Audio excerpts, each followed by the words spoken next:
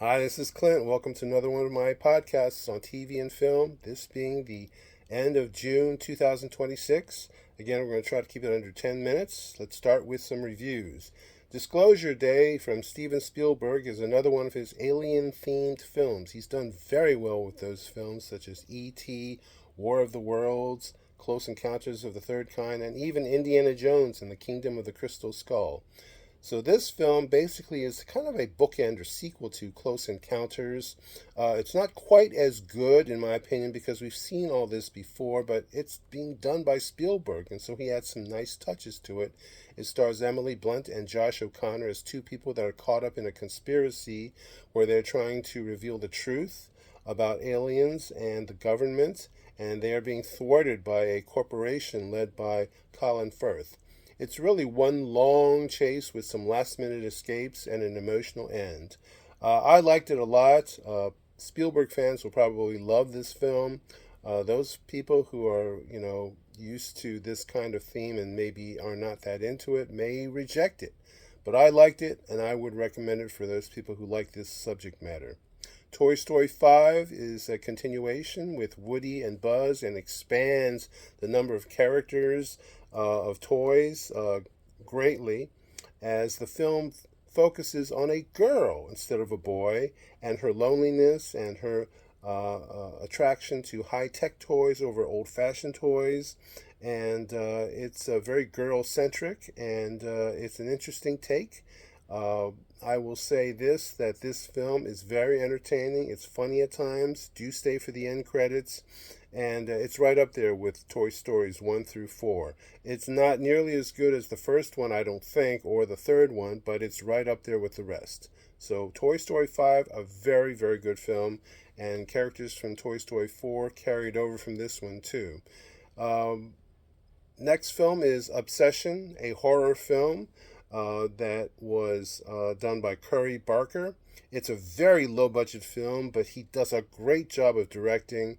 Very simple tale about a guy who is friends with a girl, and he would like it to be more than that. So he goes to a curio shop and finds a special charmed stick that he breaks and makes a wish, and he gets his wish. He wants this girl to love him, to really want him, and she does. And be careful what you wish for is the theme of this film. It makes Fatal Attraction and Play Misty for Me look like a kindergarten play. It's really intense, and the ending has to be seen to be believed. It's an excellent film, very good horror film. I would highly recommend it for this genre. Now, as far as coming films, Zack Snyder is going to try to remake Escape from New York, the classic with Kurt Russell. There is a third film coming called 24 Jump Street. George Miller is thinking of trying to do one final Mad Max film and as well as a Mad Max TV series. There's a sequel to The Social Network called Social Reckoning coming from Aaron Sorkin that will star with a new cast led by Jeremy Strong and Jeremy Allen White. There's a new Exorcist film starring Scarlett Johansson for next year. There is a survival film called Heart of the Beast starring Brad Pitt that's coming. There's a rom-com called The Catch starring Emma Stone and Chris Pine. A fourth film in the Kingman series is coming, and Ron Howard and Jim Carrey are reteaming to bring us Grinch 2. And Curry Barker, as I said before, who did Obsession, is working on a new film for Universal Pictures. And related to that, Jordan Peele, who is a master of horror, has finished a script and he is looking to cast it, so he should be filming that very soon. Mike Myers is working on an Austin Powers fourth film. All these sequels. Ari Aster, who we know from horror genre and weird, macabre films, is working on a film called The Scapegoat with Scarlett Johansson again. There's a rom-com coming called Not Alone with Timothée Chalamet and Selena Gomez. There's a film called The Comeback, which is based on a short story about a baseball player and much more. It stars Tom Hanks, Bad Bunny, and Coleman Domingo.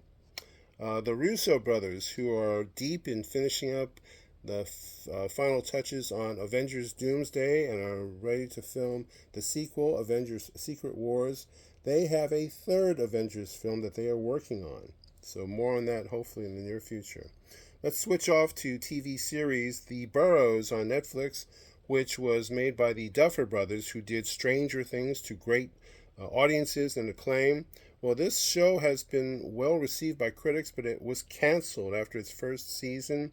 It was a very expensive show to mount, but also the Duffer Brothers jumped ship and are now working for Paramount Pictures, so you can draw your own conclusions. There is a video game called Far Cry that is being adapted for a TV series by Noah Hawley of Fargo fame and Alien Earth, which he is also doing season 2 as we speak. There is Welcome to Derry season 2 that is being made.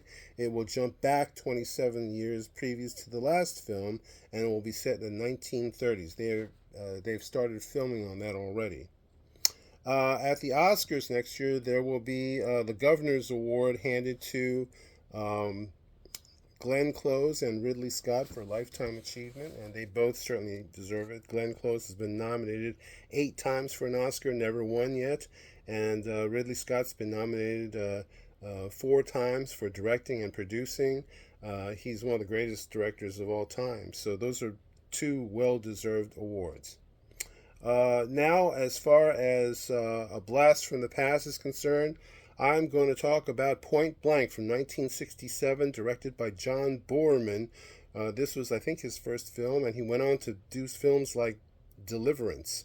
And it stars Lee Marvin in a great role and Angie Dickinson. It's basically a simple tale about a small-time crook who is betrayed by his best friend and his girlfriend and left for dead on Alcatraz. But he survives and he wants his money back, so he is willing to go up the organization, the mob, step by step, boss by boss. He will not be stopped until he gets his money back. Very atmospheric, moody film, brilliantly shot and edited. The editing was so cool. It's been a very influential film for filmmakers like Steven Soderbergh.